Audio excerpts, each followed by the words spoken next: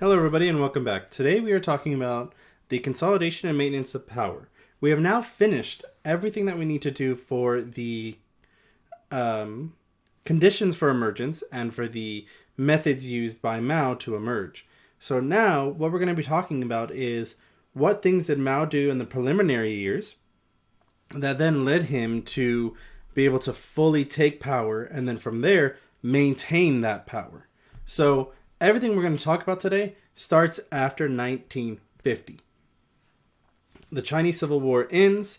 Mao comes to power. He has successfully beaten out the nationalists, and now China is there in front of him.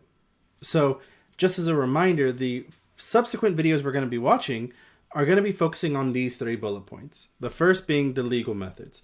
How did Mao legally consolidate, bring his power to him, and then keep it? Use of force. What did he use? What force did he use to eliminate anybody who could possibly oppose him, or did already oppose him? And then how did he use force in the long run to keep the power? Charismatic leadership. How charismatic was Mao? How convincing? How likable? How persuasive was he once he was in power? And the last one for this first bullet point is the dissemination of propaganda. Now, this is all about, now that he's in charge of everything, how is he going to spread his propaganda to maintain power? The next bullet point is nature, extent, and treatment of opposition. Now, for this one, it's a very kind of interesting dynamic here. It's really hard to argue opposition for Mao, as you will see in the following videos.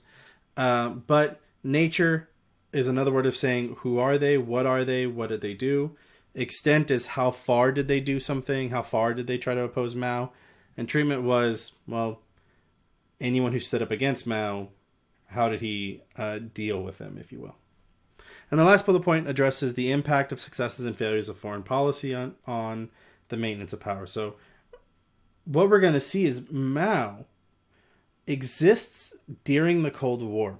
So unlike with Hitler, where his foreign policy all revolved around small, quick wars and how he wanted to grow into wars, Mao is going to exclusively focus on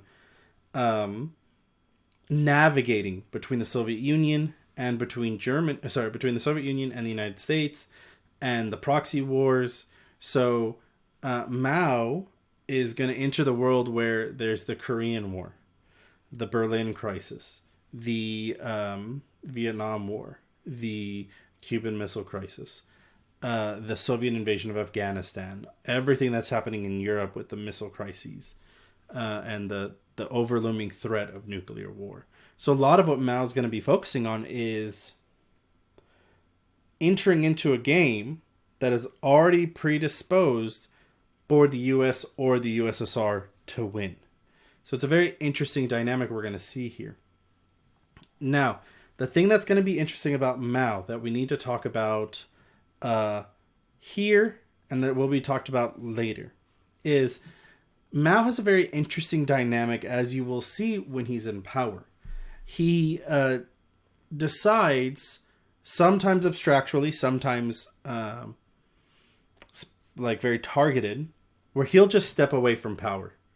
He will just be like, all right, I've done everything I need, deuces. And he'll just recluse himself from the government. And from there, it's just kind of like, okay, well, how do we deal with the situation? So a lot of what we're going to be talking about in these videos is those intermittent segments of where Mao comes in. He's like, hey, we're going to do X, Y, and Z, and then leaves before the program is even over with, or leaves before things start to get a little bit difficult, to then only come back a couple years later and then be like, hey, how's it going? I'm here to fix everything because you guys messed it up.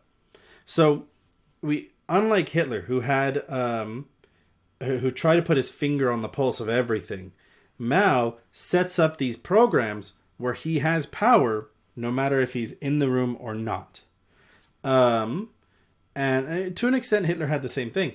But with Mao more especially, these become very lethal programs because of the way China essentially has set up the